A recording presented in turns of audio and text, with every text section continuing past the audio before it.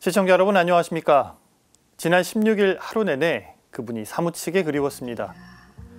그분의 사진도 보고 그분의 말씀을 되새기며 사제로서 무엇을 어떻게 해야 할지 고민했습니다. 지난 16일은 김수환 추기경이 우리 곁을 떠난 지 꼭 13주년이 되는 날이었습니다. 사목표어대로 너희와 모든 이를 위하여 온 세상 모든 이들에게 친구로 밥으로 한 생을 사셨습니다. 서로가 서로에게 밥이 되라 하시고 이용하려 드는 사람에게 오히려 먼저 다가가 이용당해 주라고 하신 분. 고맙습니다. 서로 사랑하세요. 감사와 사랑의 깊은 울림을 남기고 13년 전 그분은 떠나셨는데요. 지금 우리의 모습은 과연 어떠할까요? 모두를 향해 모두가 불신하는 우리의 모습을 보시면 김수환 추기경님은 어떤 말씀으로 우리를 깨우쳐 주실까요? 코로나 K방역의 오만이 부른 오락가락하는 방역 지침, 의혹과 폭로전에서 벗어나지 못하고 있는 대통령 선거, 그리고 깊어지는 경제 불평등과 사회 완극화의 그늘. 눈을 뜨고 밖을 바라보았을 때 모든 사람이 형제로 보이는 새날을 만들어 갑시다. 시대의 징표를 읽어내며 세상의 불의에 온몸으로 맞섰던 그분의 말씀이 지금 여기 우리 삶의 자리에서 각자의 나눔과 배려로 실현되길 간절히 기도해 봅니다. 오는 3월 9일에 치러지는 대통령 선거에 출마한 후보자들의 면면 잘 살펴보고 계신지요? 오늘 첫 소식은 제20대 대통령 선거 후보자에 대한 한국가톨릭교회 정책 질의서 내용입니다. 주교회의가 주요 대선 후보 4명에게 정책 질의서를 보냈는데요. 가톨릭교회 가르침에 비춰 질의한 정책들을 꼼꼼히 살펴보시면 올바른 선택을 하는 데 도움이 될 것입니다. 주교회의가 발표한 정책 질의 내용 전해드립니다. 주교회의는 20대 대선 공식 선거운동 개시일인 어제 더불어민주당 이재명, 국민의힘 윤석열, 정의당 심상정, 국민의당 안철수 후보 4명에게 정책 질의서를 발송했습니다. 질의서엔 가톨릭 사회 교리의 주제에 따라 생명과 인권, 언론, 경제, 정치와 노동, 생태보호, 평화 증진 등 13개 사안 총 60개 문항이 담겼습니다.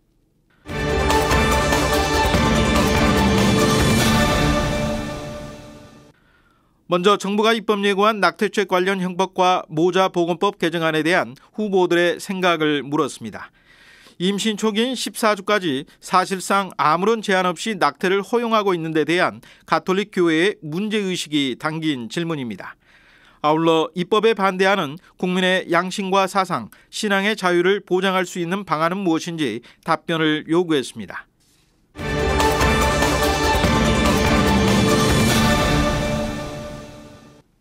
현재 일부 국회의원들이 추진 중인 차별금지법과 평등법, 가톨릭 교회는 법안의 기본 취지에는 공감하면서도 일부 조항이 우리 사회 보편적 가치와 가톨릭 교회의 신앙에도 어긋나기에 우려를 표하고 있습니다. 남녀 생물학적 성의 구별을 거부하고 자신의 성별과 성적 지향을 본인이 선택할 수 있다고 보는 입장 때문인데 대선 후보들은 어떻게 생각하는지 입장 표명을 요구했습니다.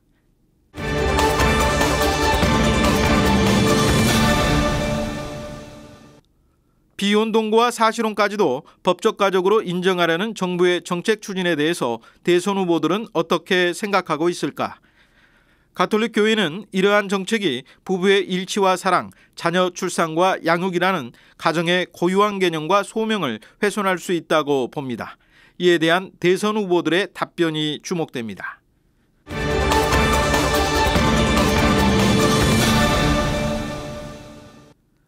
실질적 사형 폐지 국가로 분류되지만 15대 국회 이후 지금까지 사형 폐지 특별법은 통과되지 못한 상황. 사형제도 폐지에 대한 후보들의 생각은 무엇인지 밝힐 것을 요청했습니다.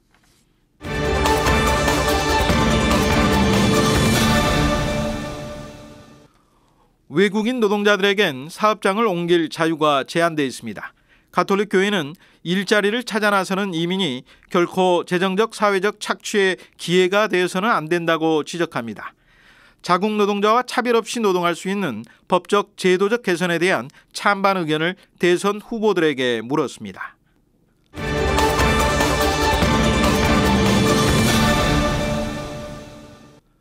간추린 사회교리 44항은 소수의 사람이나 집단들이 조종하는 뉴스 미디어 현상이 전체 민주주의 제도에 위험한 결과를 미친다고 경고합니다.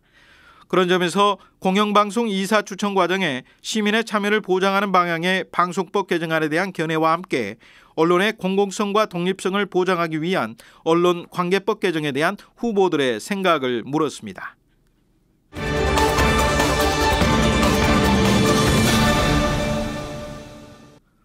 경제 양극화 해소와 관련해선 의료 보장성 강화와 국가 책임 보육, 보편적 기초연금 등 복지 확대 필요성에 대한 견해와 함께 핵심 정책이 무엇인지 밝힐 것을 요구했습니다. 부동산 문제에 대해선 투자 대상 이전의 보금자리로서 자리매김하도록 개혁적인 부동산 정책을 제시할 것을 대선 후보들에게 요청했습니다.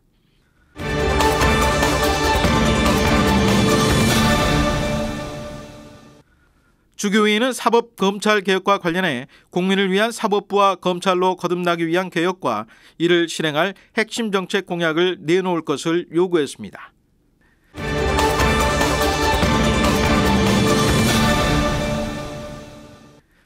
일터에서 재해로 목숨을 잃는 노동자는 한 해 900여 명. 산업재해를 근절하기 위한 정책 구상이 있다면 무엇인지, 아파도 실수 없는 노동자들의 권리 보호를 위한 상병수당 도입 등에 대해서는 어떻게 생각하는지를 물었습니다.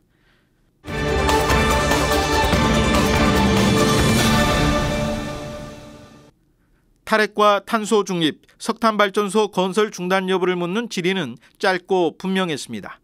2030년까지 모든 핵발전소의 폐기, 2035년까지 현재 운영하고 있는 국내 모든 석탄발전소의 폐쇄, 나아가 현재 강릉과 삼척에 건설 중인 4기의 신규 석탄발전소 건설 중단의 찬반 여부를 단답형으로 물었습니다.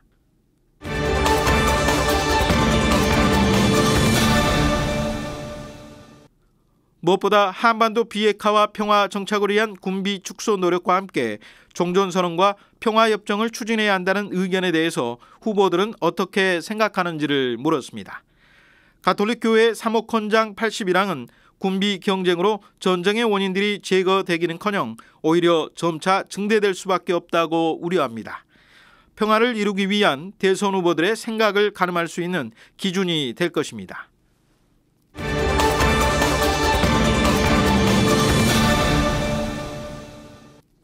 정부가 현재 추진하는 장애인 탈시설 정책은 발달 장애인이 안고 있는 아픔을 깊이 숙고하지 못하고 있다는 비판을 받습니다. 그렇기에 탈시설 정책이 아니라 선진국 유럽처럼 주거시설의 다양화로 로드맵을 재개정할 필요성에 대해서 동의하는지를 물었습니다.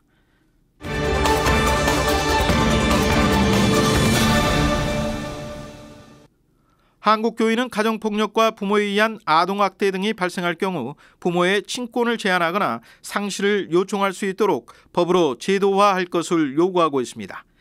대선 후보들은 이런 입장에 동의하는지, 그리고 이혼 후 자녀 양육비 지급 등에 대한 공약을 마련하고 있는지를 물었습니다. 주교회의는 후보자들로부터 받은 답변서를 요약해 오는 25일 발표하고 전국 교구의 주보와 홈페이지를 통해서도 공표할 계획입니다. CPBC 윤재선입니다. 이번에는 이제 곧 막을 내리는 베이징 동계올림픽 관련 소식 전해드립니다. 중국 정부가 올림픽이 끝난 뒤 인권과 종교의 자유를 제한할 것이란 우려가 나오고 있습니다.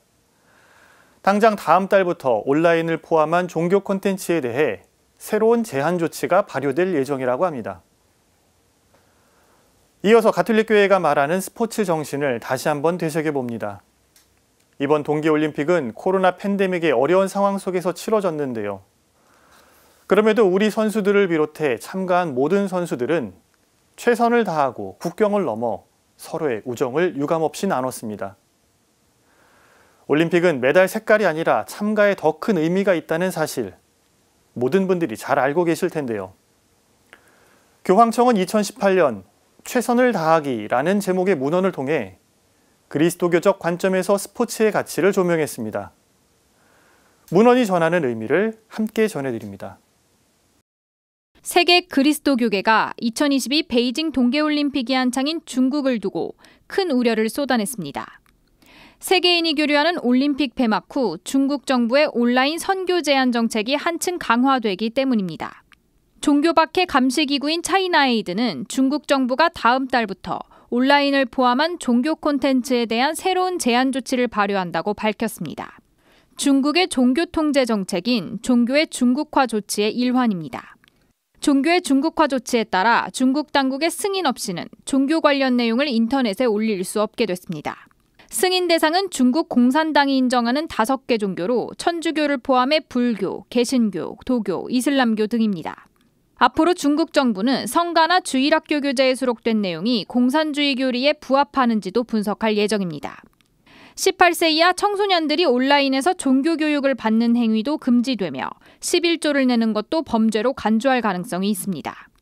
중국 정부가 종교 제한을 강화하는 것은 올림픽이 만드는 개방이 정부에 대한 비방으로 이어질 수 있기 때문입니다. 사상이 바뀌어지는 것은 마음이 바뀌어져야지만 바뀌어질 수 있는데 마음을 바꿀 수 있는 여지가 있는 것은 당연히 배타하겠죠. 이렇게 세상이 막 교류가 되니까 그런 게 들어왔다 그러면 저 사람들이 두려워할 수밖에 없죠. 중국 정부의 종교 통제가 지속되면 천주교회가 하는 박해가 현지 선교사들에게도 영향이 있을 거라는 우려가 나옵니다. 강화된다는 것보다도 원래 그 사람들은 법으로 그렇게 돼 있거든. 선교를 안 하게끔. 성경책도 한 권만 가지고 들어가야지 2권 가지고 들어가면 왜 그러냐고 그래서 막 늘 살피죠. 그래서 선교를 안 하는데 이제 이렇게 보다가 보면 선교를 하는 걸 잡지요. 그 다음에 어느 이 시기에 따라 가지고 이걸 조정을 하는 거지. 이런 상황 속에서 중국 현지 선교사들과 신자들을 위한 기도가 필요하다는 목소리가 나오고 있습니다. 아울러 세계인권단체에서 중국의 인권 종교 박해에 대해 어떤 지적이 나올지도 주목됩니다. CPBC 전은지입니다. 경기 초반부터 특정 국가에 유리한 편파 판정으로 얼룩진 2022 베이징 동계올림픽. 이번 올림픽에서는 공정이 무엇보다 중요한 화두로 떠올랐습니다. 1000분의 1초로 승부가 갈리는 스포츠 세계에서 공정하고 정확한 판정은 4년간 피땀 흘려 준비한 선수들에게 가장 절실한 잣대가 아닐 수 없습니다. 교황청이 2018년 6월 발표한 스포츠와 인간에 대한 그리스도교적 관점에 관한 문헌, 최선을 다하기에는 공정, 다시 말해 페어플레이에 관한 언급도 있습니다. 최근 수십 년 동안 페어플레이의 중요성에 대한 인식이 높아졌습니다. 페어플레이는 스포츠가 사회 전체를 위한 교육의 수단이 될 수 있도록 해줍니다라는 구절입니다. 성 요한 바오로 2세 교황은 지난 2000년 피파 회원들을 향해 운동선수는 교육자라고 강조했습니다. 교황은 스포츠는 충성심과 우정, 공동체 정신과 같은 더 높은 가치를 효과적으로 가르칠 수 있기 때문에 사명을 지닌다고 말했습니다. 최선을 다하기에는 스포츠의 특성을 5가지로 분류하고 있습니다.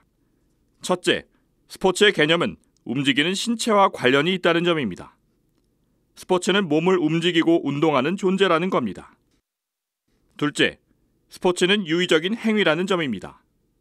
승부를 겨루는 것과 같은 스포츠의 외적 목적을 달성하기 위한 활동이 아니라 스포츠는 그 자체에 목적이 있기 때문입니다. 셋째, 특정한 규칙의 적용을 받는다는 점입니다. 스포츠는 규칙을 반드시 준수해야 하는 행위입니다. 넷째, 경쟁적이라는 것입니다. 이는 개인 혼자 하는 운동일지라도 자기 자신과의 경쟁을 통해 더욱 발전해 나갈 수 있습니다. 다섯째는 기회의 평등입니다.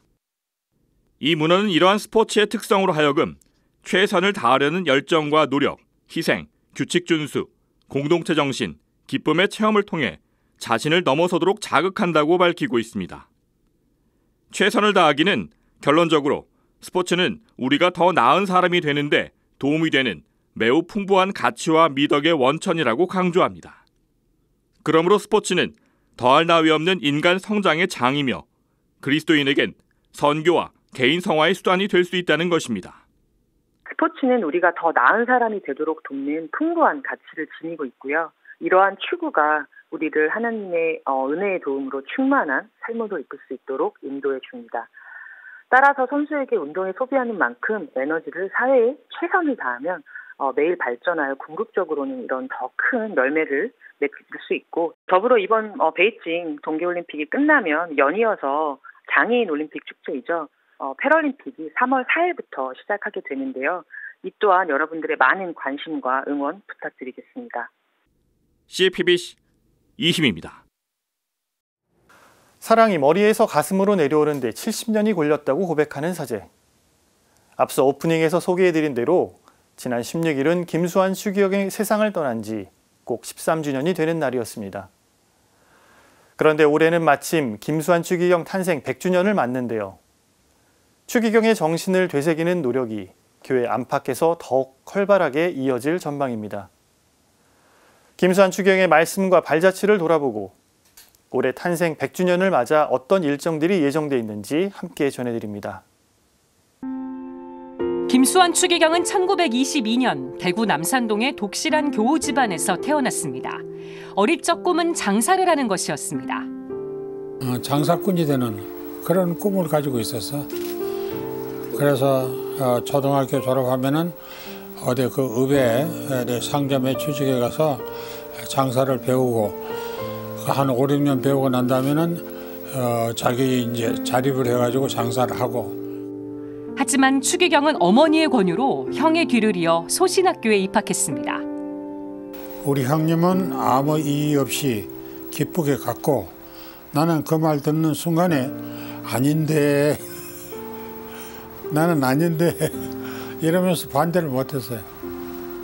1951년 사제가 된 추기경은 초대 마산교구장을 거쳐 서울대 교구장에 임명됐고 1969년 한국인 최초로 추기경에 서임됐습니다.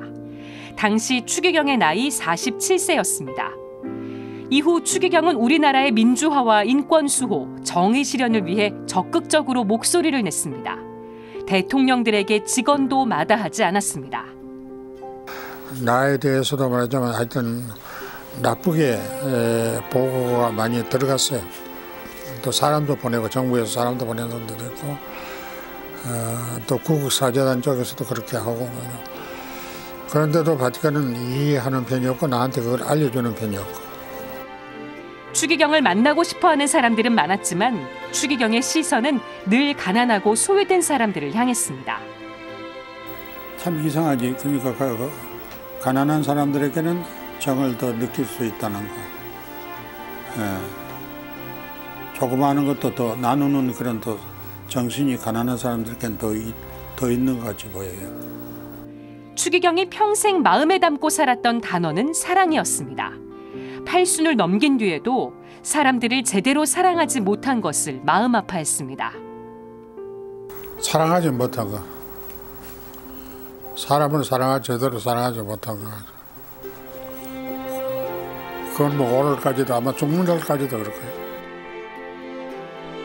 김수환 추기경은 선종 2년 전인 2007년 동성중고 100주년 기념전에 직접 그린 자화상을 출품하면서 여백의 바보야라고 적었습니다.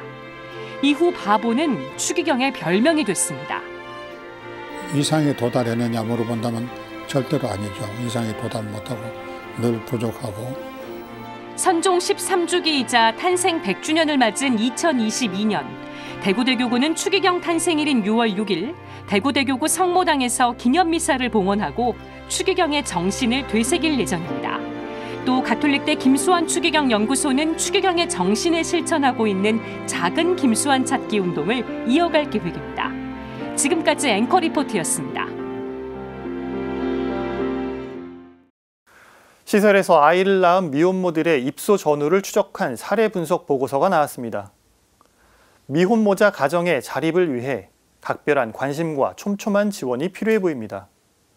어떤 정책적 대안들이 있는지 살펴봤습니다.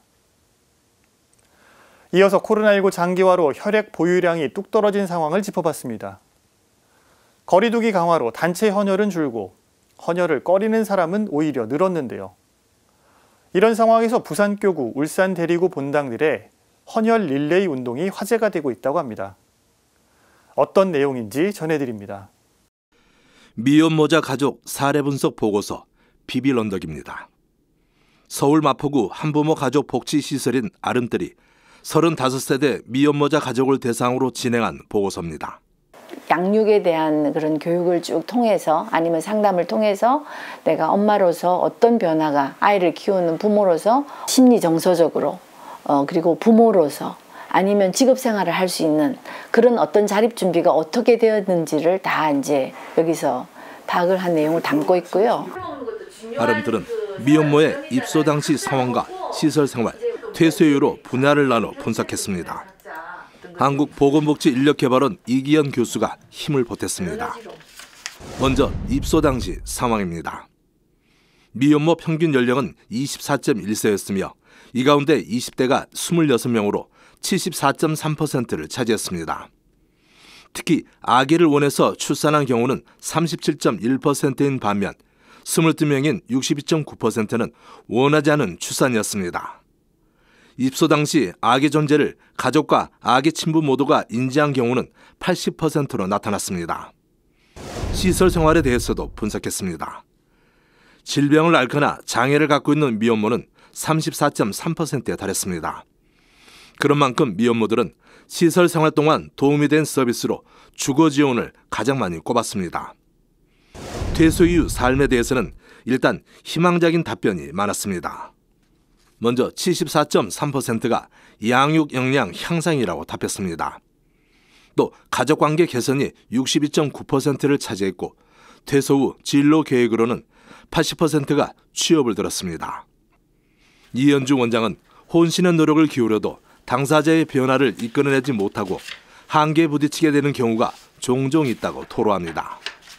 한편으론 시설에서 도움을 주기 어려운 사각지대 미혼모자 가족을 대할 때 가장 마음이 아프다고 말합니다. 지적 어려움과 정신질환 등으로 빨래 등 최소한의 일상생활도 해내기 어려운 엄마에게 육아는 너무 가혹한 과업이기 때문입니다.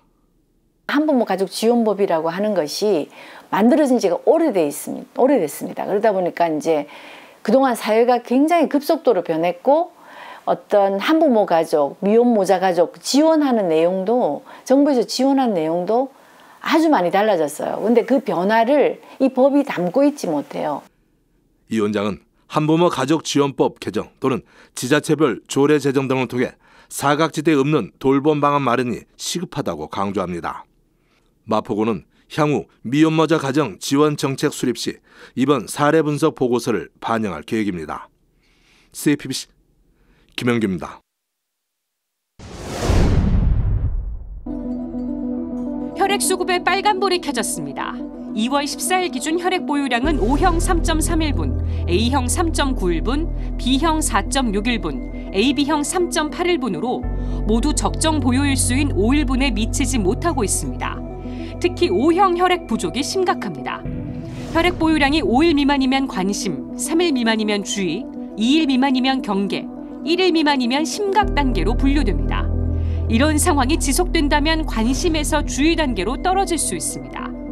헌혈이 급감한 직접적인 원인은 코로나19 때문입니다. 코로나19 전이었던 2019년 261만 명을 웃돌았던 헌혈자는 코로나19 발생 후 계속 줄고 있습니다. 이를 반영하듯 설문조사 응답자 10명 가운데 7명가량은 코로나19 감염 때문에 헌혈이 망설여진다고 답변했습니다. 전문가들은 헌혈과 수혈 과정에서 감염 우려는 없다고 밝혔지만 응답자의 절반 이상은 잘못 알고 있는 것으로 조사됐습니다. 혈액 수급에 비상이 걸리면서 대한적십자사는 전국 헌혈의 집을 주기적으로 소독하는 등 헌혈자 안전에 더욱 만전을 기하고 있습니다. 최근에 이제 오미크론 확산으로 국민들이 이제 외출이 자제가 되다 보니까 헌혈집을 찾는 헌혈자들이 진짜 많이 급감되었습니다. 헌혈만이 수혈이 필요한 환자분의 생명을 살릴 수 있는 유일한 길입니다. 시간이 되신다면 가까운 헌혈집에 방문하셔가지고 이웃을 사랑하는 마음으로 헌혈에 참여해 주시길 간곡히 부탁드립니다. 가톨릭 교회는 헌혈을 성체성사의 정신을 실천하는 행위로 보고 적극 장려해왔습니다. 한마음 한몸 운동본부는 2020년 5월과 11월 명동대성당 일대에 헌혈버스를 출동시켜 헌혈 필요성을 알리고 신자와 시민의 헌혈 참여를 이끌었습니다. 한마음 한몸 운동본부는 헌혈을 지속적으로 독려하면서 수혈이 필요하지만 경제적으로 어려운 환자에게 헌혈증을 기부받아 지원하고 있습니다. 생명, 사랑, 나눔 함께 실천할 수 있는 운동이 바로 헌혈 운동이 아닐까 이런 생각이 듭니다. 예수님께서 자신의 몸과 피를 생명을 나누시면서 우리들에게 영원한 생명을 주신 것처럼 우리들도 이 생명, 사랑, 나눔 운동에 적극적으로 참여할 수 있으면 좋겠습니다. 부산교구 울산대리구 소속 26개 본당들은 대리구 설정 10주년을 맞아 2020년 11월부터 사랑의 헌혈 천사 챌린지 캠페인을 전개하고 있습니다. 덕분에 헌혈 부적격자를 제외하고 860명이 헌혈을 마쳤습니다. 신자 수 대비 헌혈 참여자가 가장 많은 호계 본당은 이달 초 부산교구장 손삼석 주교로부터 특별상을, 꽃바위 본당과 덕신 본당, 야음 본당은 울산 혈액원으로부터 감사패를 받았습니다. 고통은 나눌수록 작아지고 사랑은 나눌수록 커지지 않습니까? 우리 함께 사랑의 헌혈 천사 릴레이 운동에 함께 하십시다. 지역사회를 위한 우리들의 자발적인 작은 사랑의 운동에 동참해 주시기를 바랍니다. 생명을 살리는 고귀한 나눔인 헌혈. 코로나19 백신 접종자는 접종일로부터 7일 후, 확진자는 완치 후 4주가 경과하면 헌혈할 수 있습니다. 가까운 헌혈의 집은 대한적십자사 홈페이지에서 찾을 수 있습니다. 지금까지 앵커 리포트였습니다. 서울대교구 빈민사목위원회가 형편이 어려운 청년들의 교육권 보장에 나섰습니다. 교육 콘텐츠 기업과 업무 협약을 맺고 공무원 시험 준비를 위한 온라인 강의를 제공할 예정입니다. 빈민사목위원회 함께 꾸는 꿈 희망 프로젝트를 소개해드립니다. 이어서 서울환경운동연합이 운영하고 있는 플라스틱 방앗간 소식입니다. 분리배출이 어려운 작은 플라스틱으로 새로운 제품을 만드는 업사이클링인데요.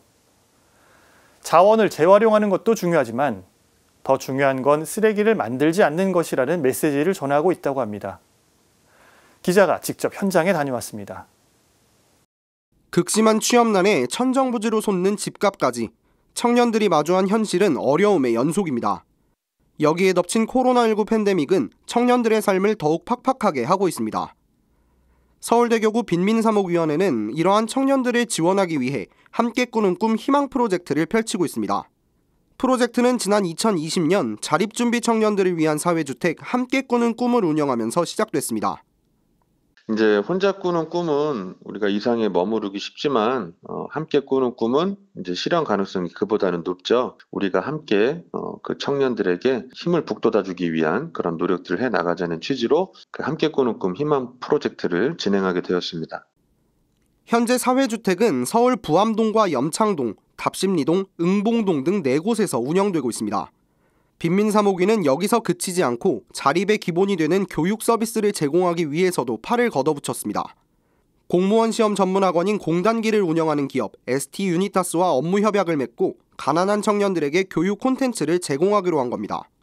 빈민사목위는 오는 5월 대상자 신청을 받고 공무원 시험을 위한 온라인 강의 100개를 무료로 제공할 예정입니다.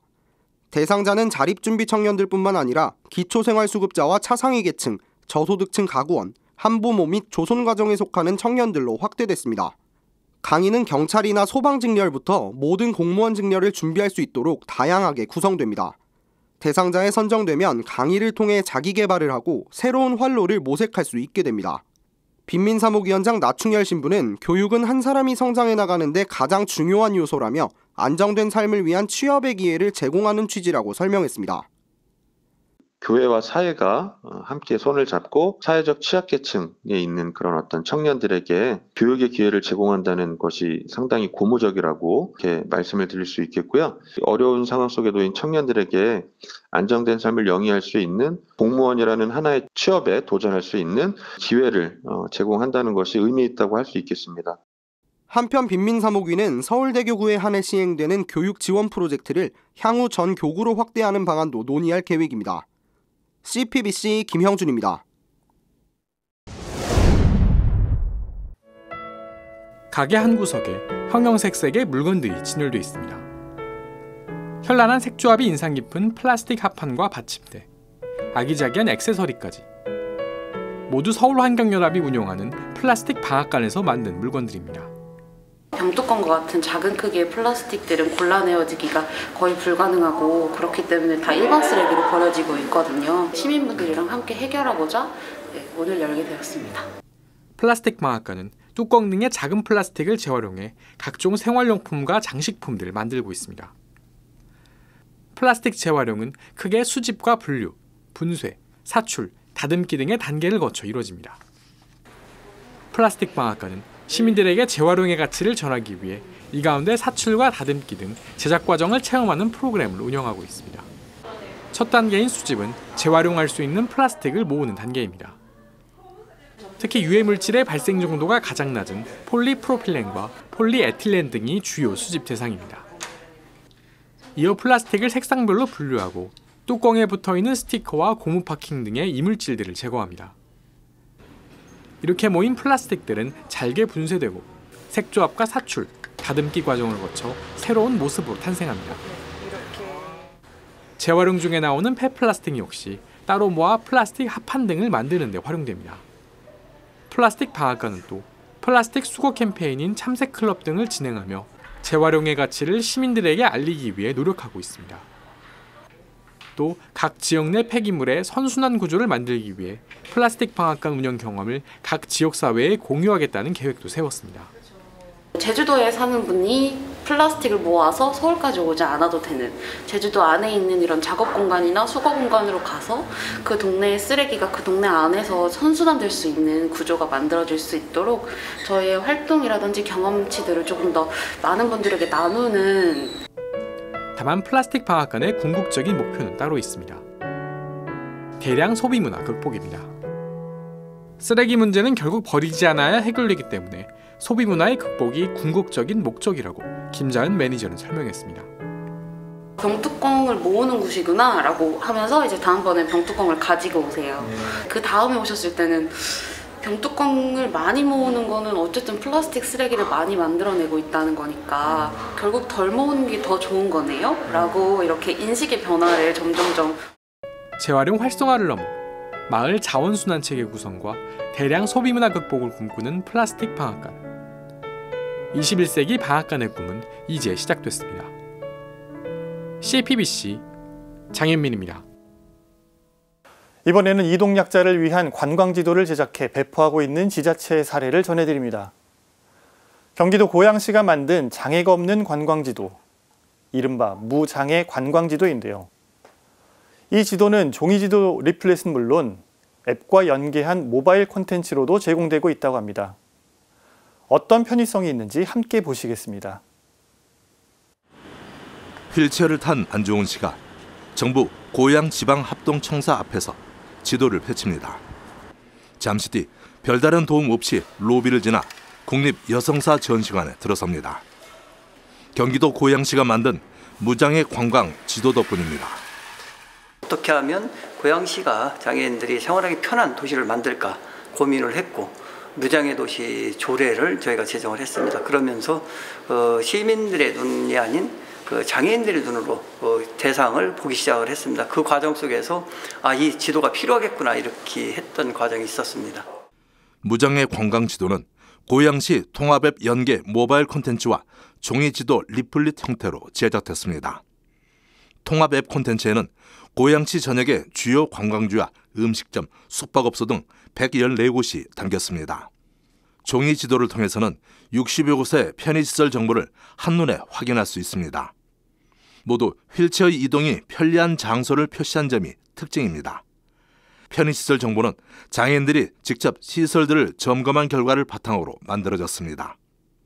장애인 당사자분들인 단원분들과 담당자들이 포함해서 관광지를 선정하여서 직접 그 조사 기준을 이렇게 설정한 후 조사표 기준대로 이렇게 직접 저희가 조사를 했습니다. 무장애 관광 지도는 고양시 관내 관광정보센터와 발달 장애인 가족 지원센터 등에 배포됐습니다. 안 씨는 지도가 베리어 프리, 즉 장애인의 시설 이용에 장애가 되는 장벽을 없애는 신호탄이 되길 소망했습니다. 살아가면서 사회 폭과 사회 참여율이 매우 조조한데 무장애가 지도를 보고 사회 참여와 사회 폭을 넓힐 수 있는 계기가 되었으면 좋겠습니다. 천주교회는 사회적 약자 배려 등을 긍정평가했습니다. 그러면서 이런 움직임이 사회 전반으로 더 확장되길 권고했습니다.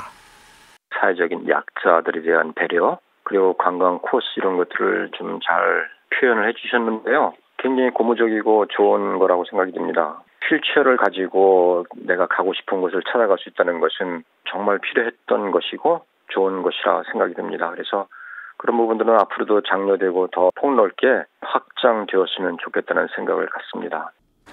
올해로 시 승격 30주년과 특례시 원년을 맞이한 고양시. 이 시장은 이번 무장애 관광 지도가 이동약자 관광 여건 개선 및 장애인식 전환에 큰 도움이 될 것으로 기대했습니다. 무형적인 장애에도 극복해 나가는 작업을 계속 해나가겠습니다. 사람이 살면서 어느 한 부분이 불편하게 느낀다면 그것은 완벽한 도시가 아닐 거라고 봅니다. 그러한 것을 해소하는데 고양시가 최일선에서 노력을 하겠다는 말씀 드립니다. 관광지도는 고양시청 홈페이지에서 내려받을 수 있습니다.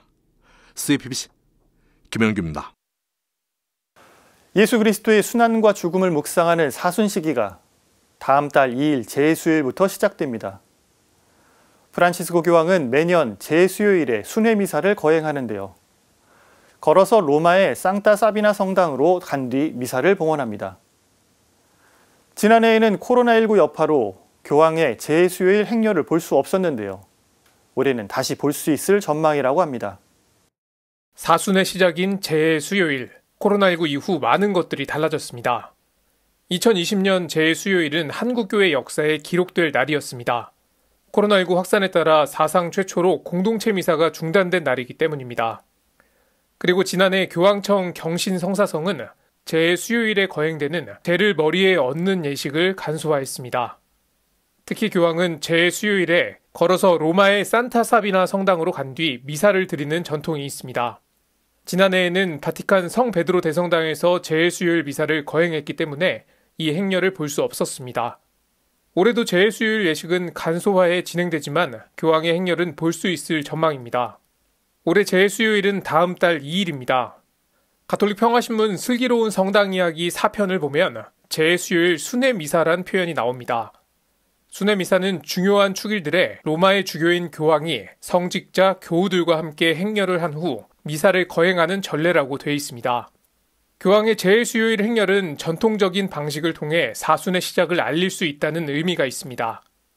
또 다른 의미도 있습니다. 교황은 지난달 26일 오른쪽 무릎 인대에 염증이 생겼다고 말했습니다. Mi permetto di spiegarvi che oggi non potrò andare fra voi per salutarvi perché ho un problema nella gamba destra, si è infiammato un legame nel ginocchio. 노인에게 발생하는 질환이 왜 본인에게 일어났는지 모르겠다며 특유의 유머를 통해 소식을 전했지만 현지 매체들은 교황의 건강 문제를 우려했습니다. Una cosa passeggera, dicono che questo solo viene ai vecchi e non so perché è arrivato a me, ma non so. 하지만 교황이 재수요일 행렬을 재개하기로 한 것을 보면 교황의 무릎 상태가 걸을 수 있을 정도로 호전된 것으로 보입니다. 한편 교황은 어제 일반 아련에서 콩고 민주공화국에서 괴한의 총에 맞아 세상을 떠난 36살 젊은 사제를 기억했습니다. 축성 생활의 날이었던 지난 2일 리처드 마시비 신부는 미사를 마치고 본당으로 돌아가다 무장 괴한들의 총격에 희생됐습니다.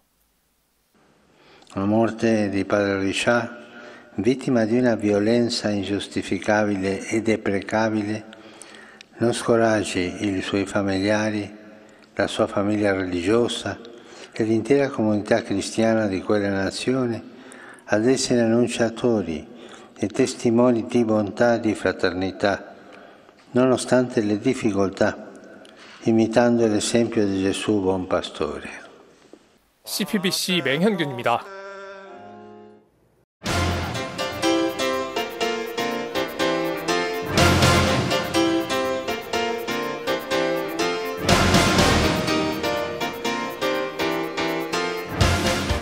고급 룸사롱에서 은밀한 술 접대가 이루어집니다. 참석자는 모두 5명. 향응을 제공한 사람은 횡령 혐의를 받는 사업가, 접대를 받는 사람은 현직 특수부 검사 3명, 그리고 이들을 연결해 준 사람은 전직 검사 출신 변호사입니다. 이 사건은 향응을 제공한 사람의 폭로를 통해 세상에 드러났습니다. 그는 강남 최고급 룸사롱에서 고가의 양주와 여성 접객원, 그리고 밴드까지 동원된 술판을 전현직 검사에게 제공했고 하룻밤 술값으로 536만 원을 지불했다고 폭로했습니다. 세상은 발칵 뒤집어졌고 검찰은 즉각 조사에 들어갔습니다. 그러나 향응을 제공받은 4명 중 현직 검사 2명은 아예 기소조차 되지 않았습니다. 그 이유는 그날 제공받은 향응이 각각 96만 2천 원어치였다는 것입니다. 검찰은 이들에게 뇌물죄가 아닌 청탁금지법을 적용했고 기소의 기준이 되는 100만 원에서 3만 8천 원이 부족하자는 계산을 내놓았습니다. 같은 검사가 동료 검사를 수사하고 기소할 수 있으니 제 식구 감싸기 아니냐는 비판이 일었습니다. 검사에게 접대를 하고 뇌물을 줘도 99만 원에 맞추면 된다는 이른바 향응 불기소 세트라는 풍자도 나왔습니다. 관련 내용은 잘 아시는 것처럼 지난 2020년 10월 세상을 떠들썩하게 했던 라임 사태 김봉현 전 회장의 검사 술접대 사건입니다. 이처럼 검찰은 누구를 죄인으로 지목할지 그리고 어떤 법을 적용할지 정할 수 있는 기소권을 가진 막강한 권력 집단입니다. 복잡한 인생사에서 누구라도 뭐라도 하나 잡아 걸고 넘어갈 수도 있고 반대로 마음만 먹으면 있는 범죄도 가볍게 처리할 수 있는 힘이 있습니다. 그러다 보니 문재인 정부는 검찰개혁을 중요한 시대적 과제로 삼아 진행해 왔습니다. 그런데 대선을 앞두고 후보자들의 공약을 통해 다시 검찰개혁 이슈가 전면에 등장하고 있습니다. 국민의힘 윤석열 후보는 검찰 독립성 보장을 위해 법무부 장관의 수사지휘권 삭제, 검찰의 수사권 확대, 그리고 검찰의 독자 예산 편성권 등을 사법 관련 공약으로 발표했습니다. 반면 민주당은 이에 반발하며 지금도 통제되지 않는 검찰권이 앞으로 더 남용될 수 있음을 우려하고 있습니다. 검찰권에 대한 민주적 통제가 생략되면 검찰공화국이 될 것이란 입장입니다. 검찰의 독립이 이루어질지 아니면 검찰공화국이 될지 대선 결과가 주목되는 이유입니다. 그런데 여기서 중요한 것은 검찰개혁은 특정 정당을 위한 것이 아니란 사실입니다. 봐주기 수사, 제 식구 감싸기, 그리고 전관예우 문제나 유전무죄, 무전유죄처럼 국민들은 이미 검찰권에 대한 불신이 높은 상황입니다. 공정한 법 집행을 주장하는 검사들이 스스로 법 앞에 평등한지 아니면 특권 뒤에 숨어 있는지 의문을 제기하는 이들이 많습니다. 그래서 검찰의 정치적 독립뿐만 아니라 검찰의 민주적 통제는 되돌릴 수 없는 시대의 과제로 계속 다루어져야 할 것입니다. 오늘 사지의 눈은 다시 떠오른 검찰개혁 이슈입니다. 지속적인 검찰개혁을 통해 국민들이 다시 검찰을 신뢰할 수 있게 되기를 바라며 오늘도 평화를 빕니다.